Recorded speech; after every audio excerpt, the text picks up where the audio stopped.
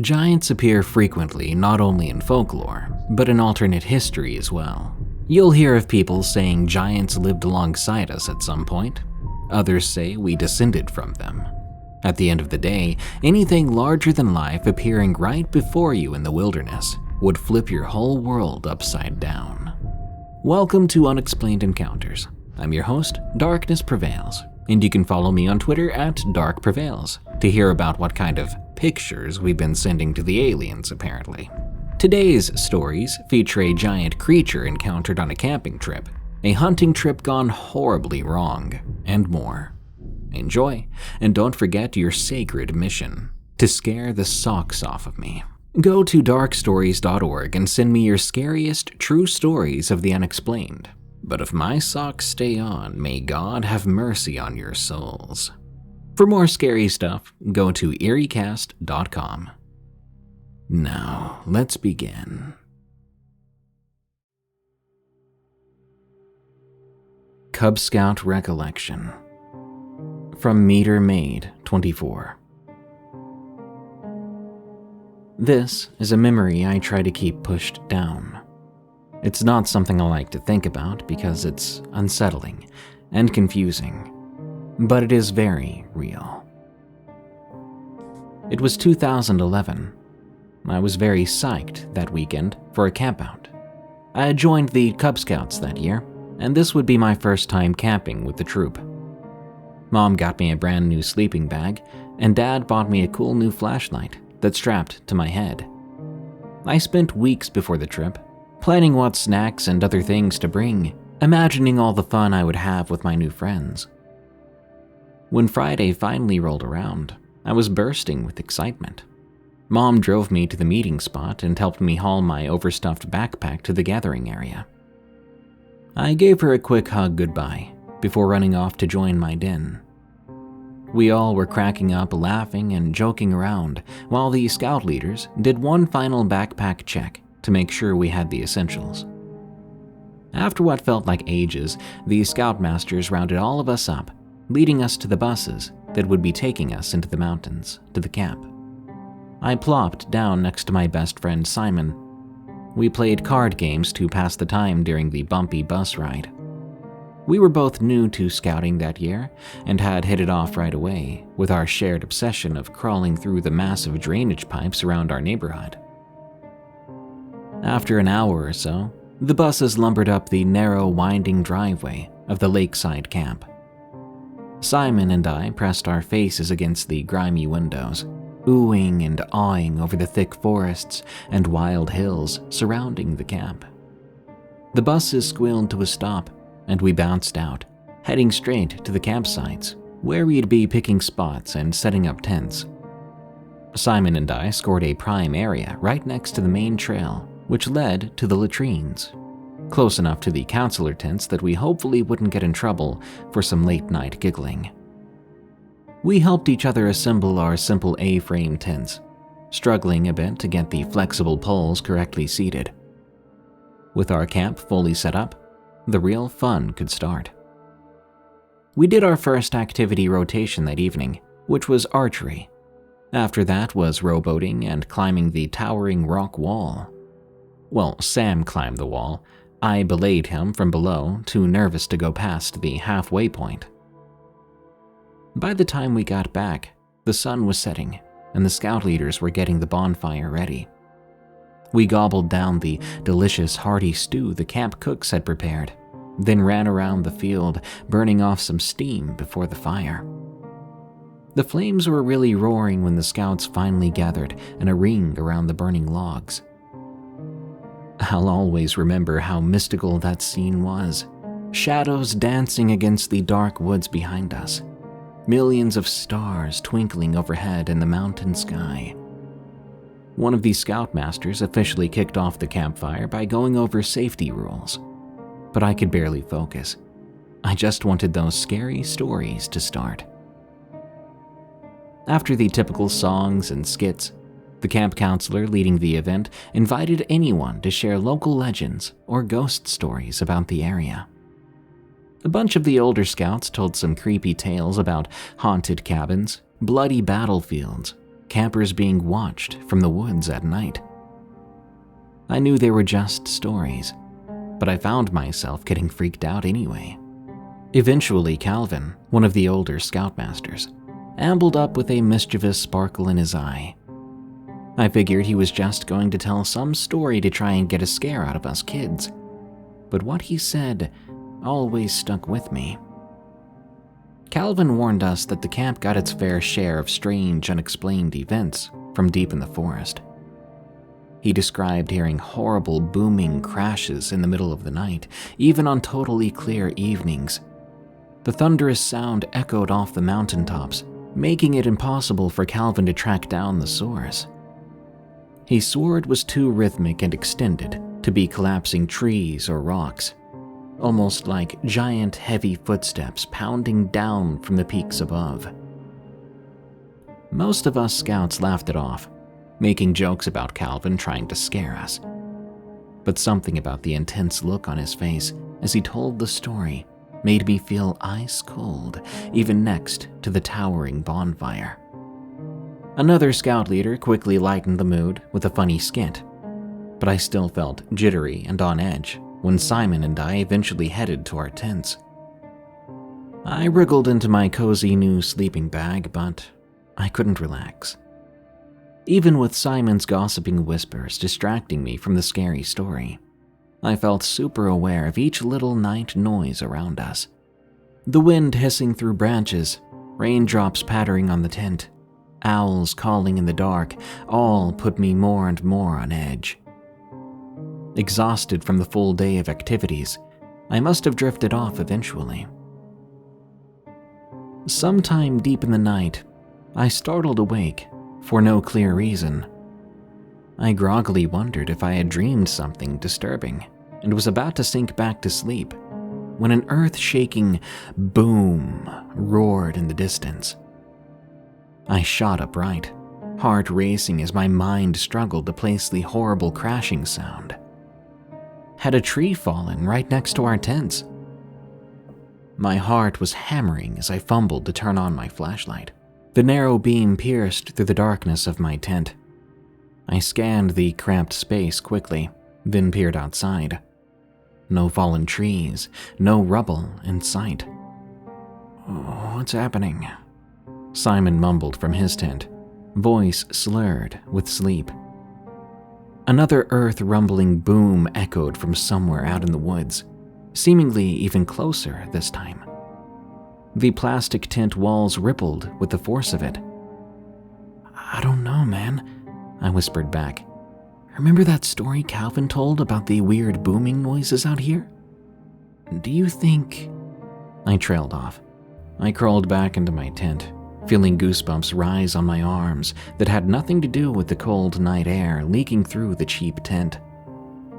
Simon and I lay frozen in our spots for a moment, listening intently past the usual forest sounds. The silence stretched on, and I started to wonder if I had imagined the bellowing crashes when an ear-splitting crack cut through the quiet. I swear I could almost feel the vibrations through the hard ground beneath me that time. "We should check on the others, make sure everyone's okay," Simon suggested, his voice higher pitched than usual. I really didn't want to go out into that unnatural darkness just yet, but curiosity yanked at me. We finally motivated ourselves enough to scramble out of our cozy sleeping bags, gingerly stepping out of the tent flaps. Most of the other scouts were still snoozing peacefully in their little tents, but we spotted a small group of kids standing in a tense huddle near the counselor tents. As we hurried over, strained whispers reached my ears. "Don't know what's going on. Could just be rock slides further in the valley echoing. The last one was way closer, bro. What if it's that monster Calvin was—" I awkwardly joined the ring of wide-eyed scouts. A few claimed to have heard the night's first deafening crack from within their tents. Others were awakened only by the second closer boom. Either way, none of us had a clue about the origin of those sanity-questioning sounds. After some time of frenzied speculation, the noises faded out for good, The counselors eventually convinced everyone to go back to bed, using logical explanations about loose rock falls. But their calming words still couldn't fully drown out Calvin's chilling campfire story, which rang in our heads. I lay awake long after Simon's muffled snores filled the air once more. Those rhythmic, almost footstep-sounding noises reverberated through my memory on repeat. As much as I tried to convince myself of the rock slide explanation, like the Scoutmasters, some deep gut instinct kept me on edge. The next day, all the scouts buzzed about the odd midnight disturbances over breakfast, comparing stories and theories. But outdoor time waits for no one. Soon we were all distracted, splashing down the frigid lake during the polar bear swimming, or focused owning our slingshot skills. By nightfall, though, creepy theories came creeping back as shadows stretched over our camp. That evening's activities ended after dinner, with 2 hours of free roam before lights out. We could hang out at the dining tables or tents if we wanted, but Simon, another friend named Tyler, and I had an even better idea: a secret mission into the shadowy forest trails.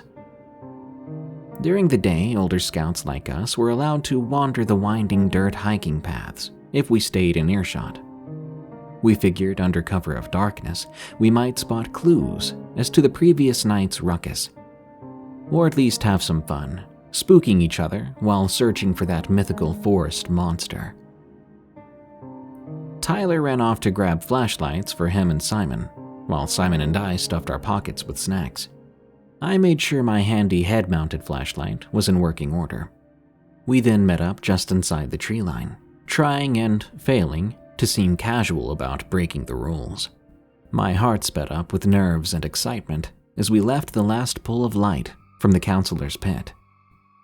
Our beams bounced erratically off trunks and shrubs as we pushed further down the narrow path.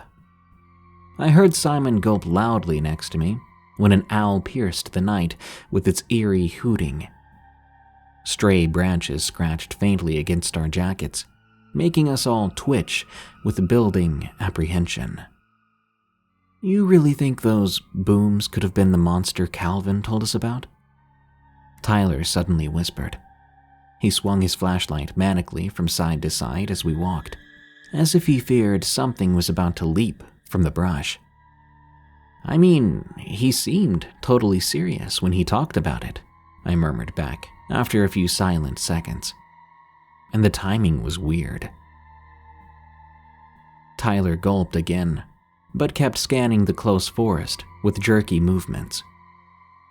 I was about to reach out to him to help him settle down when he abruptly stiffened. Guys, are you feeling kind of sick too?" Tyler asked, with a definite quiver in his voice. He wrapped an arm across his stomach and hunched forward. "Sick?" Simon questioned at the same moment I blurted out, "What's wrong?" "I don't know, man. My stomach just suddenly feels messed up, and I'm getting all sweaty." Tyler continued stumbling forward, but his pasty, grimacing face honestly concerned me. Simon pressed a steadying hand to our friend's shoulder. "Hey, no worries, buddy. David can keep going and say hi to that monster for us if he wants. But let's me and you head back to the counselors and get you checked out." I felt torn watching Tyler struggle to nod in agreement. I didn't want to abandon what was supposed to be an intrepid trio adventure, but Tyler clearly wasn't up for pressing onward into the eerie night. A feeling of curiosity and exploration got the better of me. "Yeah, I'll keep going for a bit if that's all right. I hope you feel better, dude," I offered supportively. Tyler attempted a pained smile over his shoulder before Simon led him carefully back up the trail. And, just like that, I stood alone as their shuffling footsteps faded away. Icy doubt trickled down my neck for the first time that night. The surrounding woods seemed even more silent, more ominous, without my friend's company. I couldn't even hear distant camp chatter anymore, above the rustling leaves. Still, I reminded myself I was not that deep into the woods yet. No point turning back from my first solo night hike over random creaks and hoots. Adjusting my jacket tighter against the chill breeze, I repositioned my head-mounted flashlight and continued down the narrow dirt trail. Crunching leaves and snapping twigs marked my cautious steps into denser forest. The path remained fairly level with some exposed roots to step over carefully. I used my flashlight more judiciously now that I was solo, trying my best to preserve battery, reducing my chances of spooking wildlife. Still, I paused periodically to sweep my dimming beam across the impenetrable woods around me. During one sweeping scan, I caught a flicker of movement off to my left. My heart was suddenly thunderous. I backtracked my light along a row of tangled bushes. I could make out a pale column rising up from behind the shrubbery, so smooth it almost glowed in the darkness. My breath caught when I realized my light filtered straight through the shape in places, almost like Swiss cheese holes. Hardly daring to breathe, I crept off the trail toward the odd formation, barely visible through the bushes. It must be a decaying birch tree, I told myself, firmly battling against icy unease. Still, I had never spotted white bark textured quite like that before. Just as I craned my neck to direct my fading beam at this holy trunk, an earth-shattering crash exploded behind me. I spun in sheer terror, fumbling to not fall over.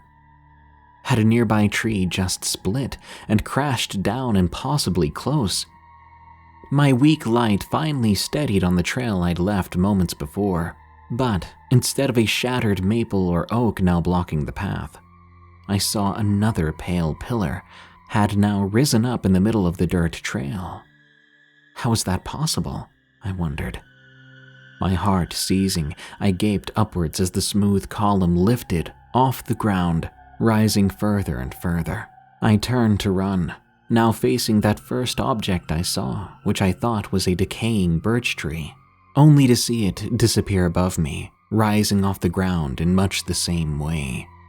I ran off to the side, ducking behind a mossy boulder twice my size, clinging desperately as my mind reeled. Those column-like things, they had moved, rising up like freakish legs. Then, another soul-shaking thud pounded through the darkness, followed by an earth-quaking crash, even heavier than the previous two. This time, I turned my flashlight upward in stunned realization. The rhythmic sequence lined up perfectly with Calvin's description of booming footsteps and crashing echoes. But that would mean... My heart stuttered to comprehend the pale legs must belong to some towering creature, shrouded in night and forest canopy. I mindlessly sat there, trembling behind my protective rock, hearing the colossal footsteps fade steadily into the mountains. No other noise disturbed the deathly silence that night, except my ragged breathing. No scouts came searching for me when I didn't return from the bathroom trip we had used as our hiking excuse. For 2 hours, pure primal fear pinned me in place, until another scout's distant voice finally echoed down the trail, signaling that free roam had ended. On autopilot, I stumbled those shadowy couple of miles back to camp. I was reprimanded for coming back late, for hiking out too far. That night I hardly slept, between paralyzing waves of confusion and wonder at what I'd watched walking through those woods. Over a decade later, I still shudder remembering that pale towering leg lifting from forest shadows. Whatever had wandered down from untamed wilderness so close to our little scout camp defied all rational understanding. Whenever these scoutmasters organized return trips to the camp, I always refused to go back, making up various excuses, wary of what those dark mountain forests conceal. But I'm also quite tempted by the question that has haunted me all these years. What would happen if I returned to those haunted trails with proper gear? Could I finally get a glimpse of the rest of that huge wandering thing hidden in the darkness and canopy?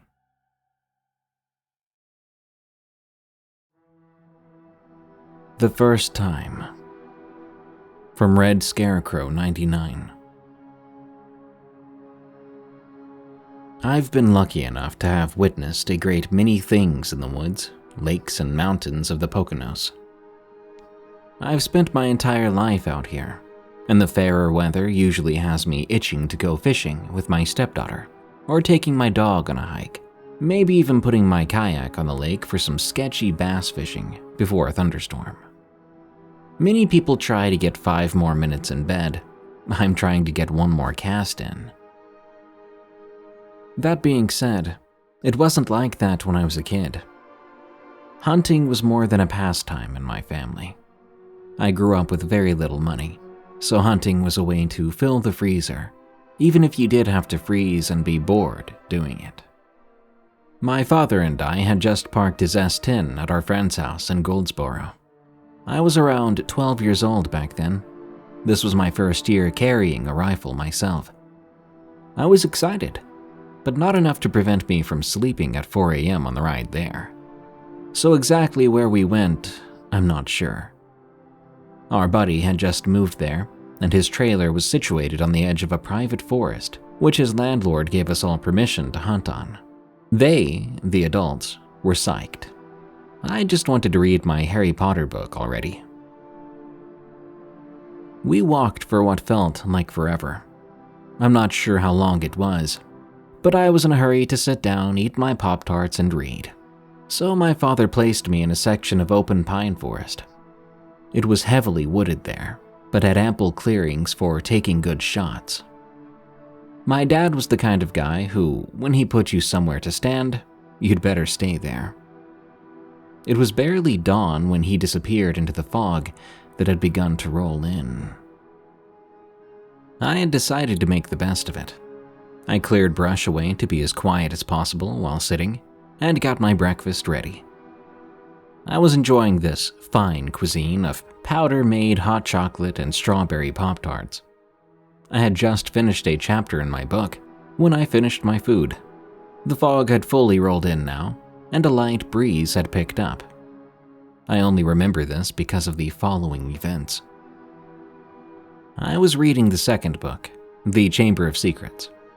It felt like I was there for days under that tree, and I decided to hunt by sound, code for closing my eyes and taking a nap, in case my dad caught me. And that's when everything really started. It started off soft. Leaves being kicked up, or at least the sound of leaves. My eyes flew open and adrenaline hit me.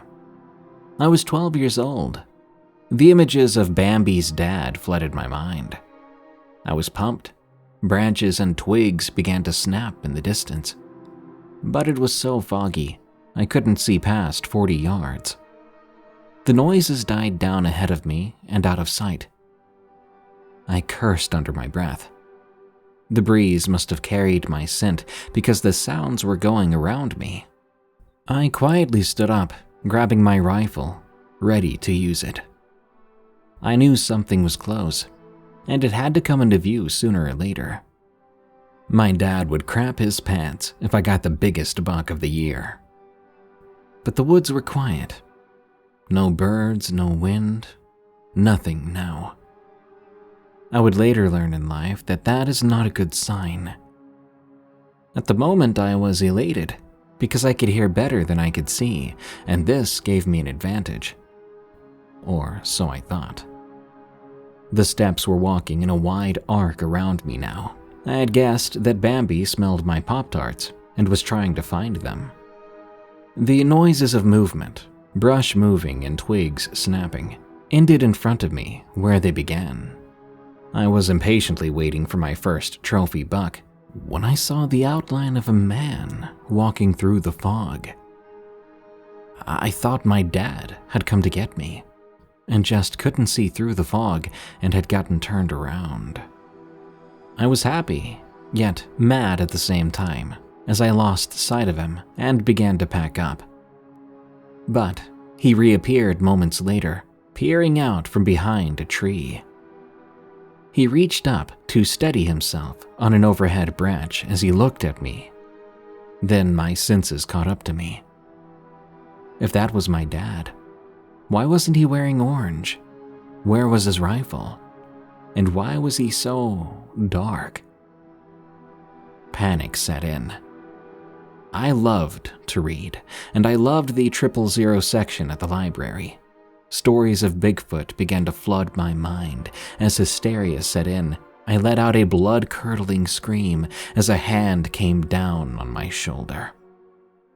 It was my father, who now looked as surprised as me. I quickly told him about the man in the fog and how he had watched me and kept walking around me. If Fudge Around and Find Out were a person, that was my dad. At the prospect of some man watching me in the woods, he went right to the tree where I'd last seen him. He had his .30-06 trained on the tree. My dad quickly disappeared behind the giant pine before reappearing. "Nobody here," he yelled out as the blood ran cold in my veins. The branch the man had grabbed above him, as he peered out to look at me, was 12 feet off the ground. I told this to my dad, pleading with him to take me home, and we did leave, only because of the weather. He tried to convince me of black bears walking on 2 legs, but my time at the library told me what I'd seen. That was the first time I ever encountered what everyone calls Bigfoot. Horror in the Night, from SATurning. I don't scare easy. When you work the night shift as a security guard in a factory outside of Bogota, you get used to creepy noises and things that go bump when everyone else is sleeping. But that rain-soaked drive home through the Andes still haunts me years later. The overnight supervisor had asked me to stay late that Tuesday to help prep for an inspection. By the time I clocked out, a thunderstorm was brewing over the mountains, making the winding forest road home look even darker than usual. I pulled my jacket on tight and headed to the parking lot as the first fat raindrops splattered around me. My rattletrap truck roared to life, and I squinted through sheets of rainfall now pelting the windshield. Even with wipers on full blast, visibility was terrible between the storm and lack of guardrails on the narrow mountain passes, but going back to crash in the break room for the night was not an option either. Still 40 minutes from home in my tiny village, I white-knuckled the steering wheel and leaned forward, straining to make out the cliffside road through the downpour. Lightning suddenly forked through the clouds, illuminating the forest for miles with electric white light. Blinking to clear the purple blotches from my vision, something shifting in the trees nearby caught my eye in that split-second flash. The flashes of lightning carved shadows along every dripping branch and frond, so making out distinct shapes was impossible. Still, a nagging unease crept up my shoulders. That lurching movement off the road seemed way too big to be a deer or a stray cow. I was wondering about what I might have imagined seeing when the next ear-splitting crack and flash came. This time, there was no denying the silhouetted mass slowly crawling between wide tree trunks ahead, deep in the forest.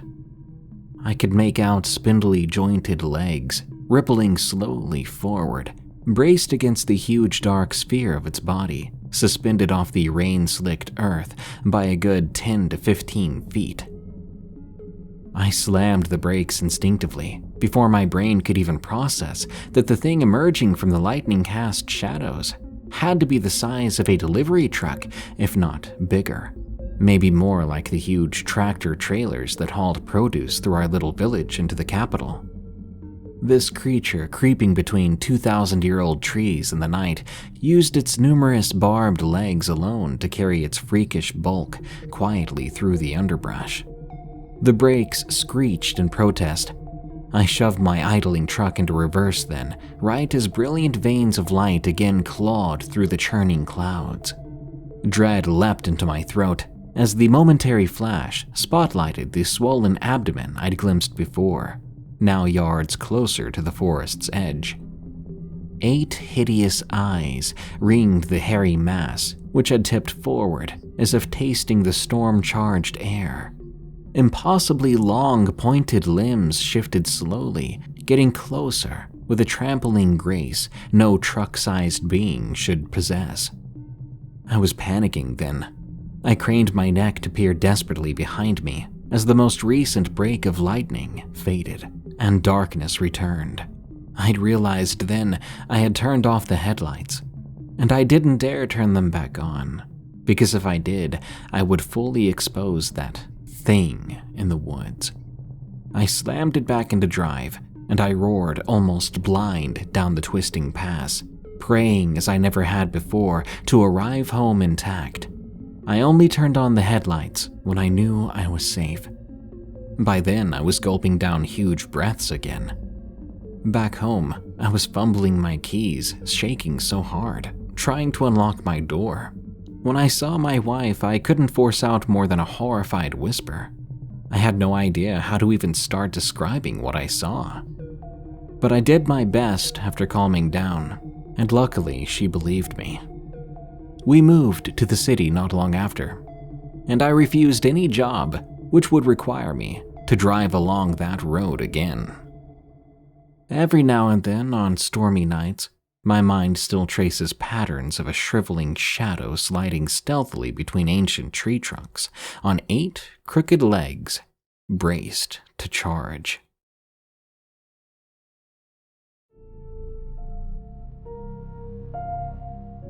Thank you for listening to Unexplained Encounters. If you enjoy this show, think about supporting us. There are several ways you can. Search for EerieCast on your favorite podcast app and follow our other scary shows, especially the other 2 I host, Tales from the Break Room and Camping Horrors. Leave Unexplained Encounters a rating on Spotify and a review on Apple Podcasts. The more we get, the higher we climb in the charts. Get some cool merch at EerieCast.store, or unlock tons of cool extras like exclusive audiobooks and music tracks, ad-free access to all our shows, and a huge 20% discount on all our merch, all for less than $3 a month by signing up for EerieCast Plus at EerieCast.com/plus. Thank you. Until next time, send me your scariest stories of the unexplained at darkstories.org so I can narrate them in a future episode. And follow me on X, formerly Twitter, at Prevails for plenty of screams and memes. Stay safe out there and stay creepy, because this world is a strange one.